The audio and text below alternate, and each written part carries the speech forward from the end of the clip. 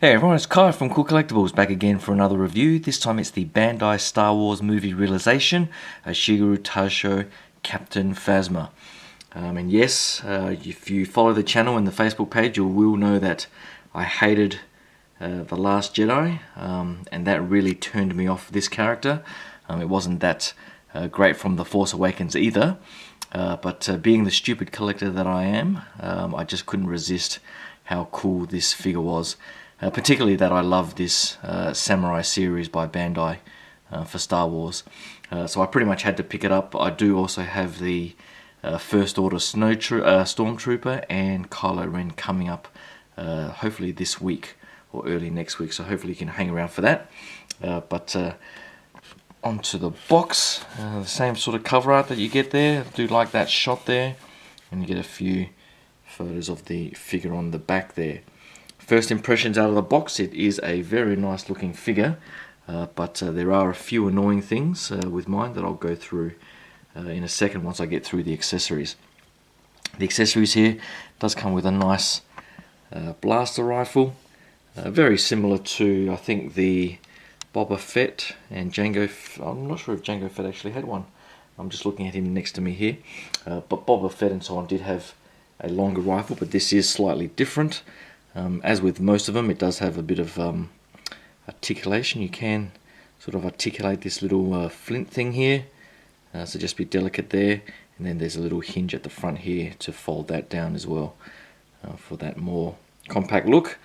But it does look pretty nice. The paint application on the wood there isn't too bad, and the sort of black wash on the gunmetal grey there doesn't look too bad either. So there's the rifle.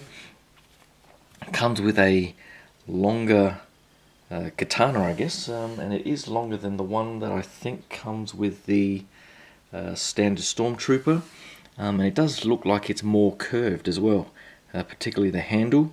The handle here is a sort of nice, I'm assuming that's, I don't know if that's shark skin or whatever it is that they used to make in the ancient Japanese days, but it does look quite nice and is a unique style to this particular figure. And the hilt itself I think is particularly nice. I do like the glossy black sort of lacquer finish on it, and these gold highlights look pretty good too. So this little ball peg here, I think this is the only one that I can remember having a ball peg that you sort of pin on, but the figure here has a little hole on just on the side there, and you peg that in, and it is sort of adjustable, so you can have it right up close to the top there, or a bit further in if you want that look. So that's quite nice, and the gold paint finishing is pretty good too.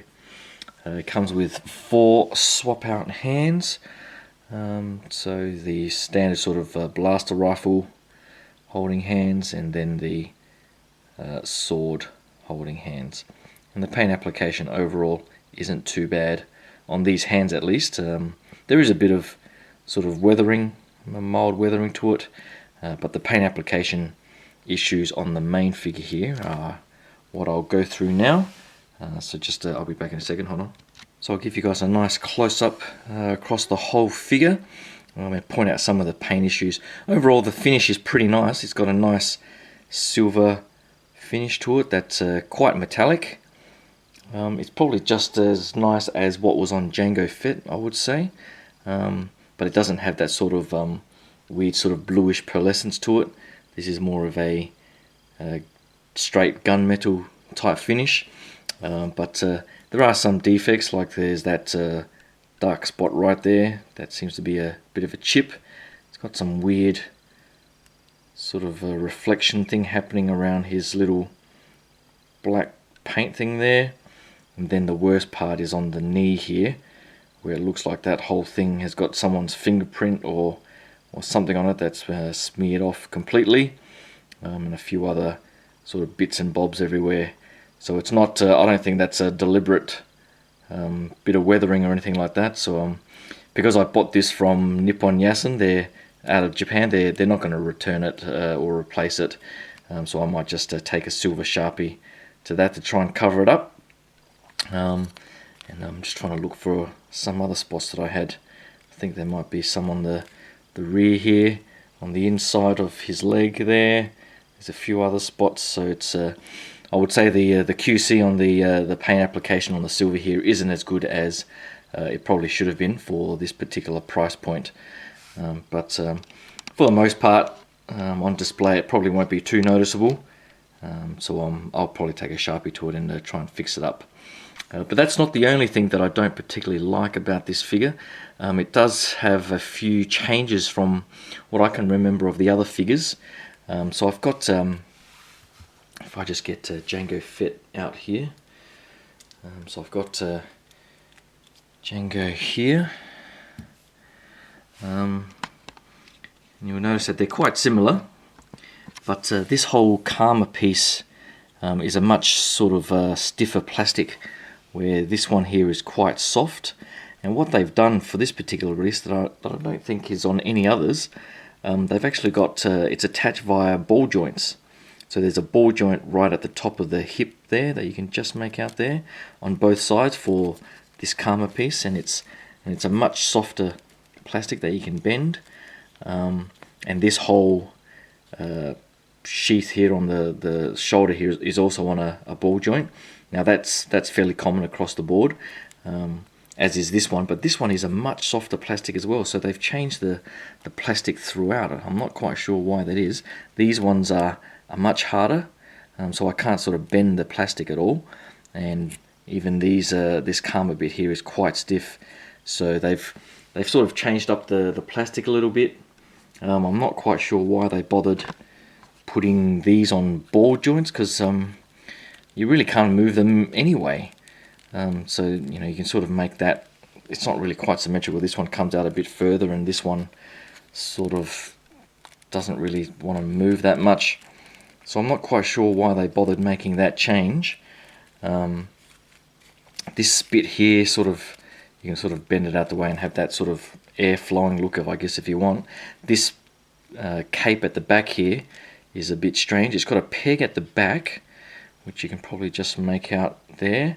That goes into the center hole, but the rest of it just sort of sits across the shoulders here. It doesn't peg in anywhere, and this front bit really gets in the way of that chin plate.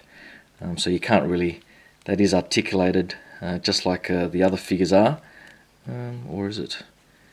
Or it could just be a very soft plastic.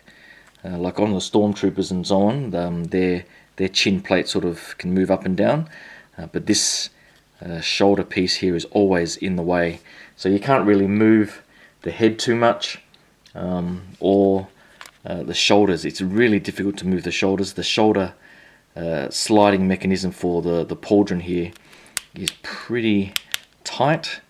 Now I don't know if they just made that soft plastic so that if you move it up you don't have to keep adjusting that shoulder plate, but I would prefer to move that and have it harder plastic rather than this really soft sort of bendable plastic. But they're the main sort of complaints that I have. I think the new molds in the chest armor here is quite nice.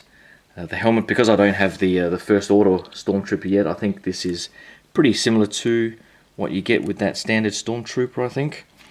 I'm not sure if I will be getting that in the next few days, I hope. So I'll see if there's any major differences in the sculpting, but that sort of duck face look is pretty standard for this first order style.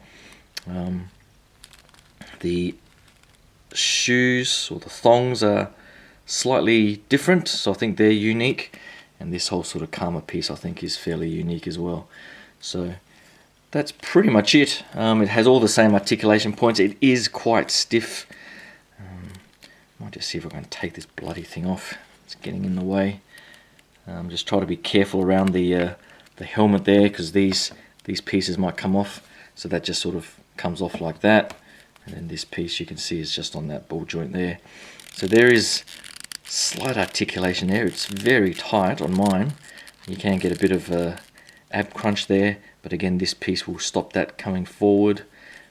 Again, this is sort of like a floating piece like it is with all the other figures, but again it's quite soft plastic, as are these Karma pieces. So that's pretty much it. I think for mine, I'll probably have it in a pretty static pose with the sword. I think just getting ready for battle with Finn. I guess that's the only person this character actually fought in the movies. And there you go. I just pulled that damn thing off the ball joint. So I'm not sure why they even did that. That's just a bizarre design choice, I think. And you can see the hole there. Articulation wise, I guess in the knees, the same old stuff. You get the double jointed knee, so that's pretty good there, and the double jointed elbows. So all the usual joints that you get with this series that you all know and love. So that's pretty much it for all I can say for this. I think it looks pretty good. It's a shame it's got those silver paint application issues. Hopefully if you get yours you don't have that. And I'll have to see how the Kylo Ren and First Order Troopers turn out. But you see I've got the original Stormtrooper here. I think it scales pretty well. The 3PO for some reason seemed to be almost overscaled, but the Captain Phasma here and the others seem to scale pretty well. So I will be taking a few more photos with the other First Order figures when I get them, and with the collection as a whole. So hopefully you can click that like and subscribe button and stay tuned for that. I do have those figures coming up. I also have MP45 Bumblebee. I've got the Storm Collectibles Sagat and Ryu coming up as well. And the big one for me coming up is the Bandai Solo Jikoken GX88 Vehicle Force Voltron. So hopefully you can subscribe and stay tuned for all of that coming soon. Thanks again, and I'll talk to you guys then. Cheers. Bye.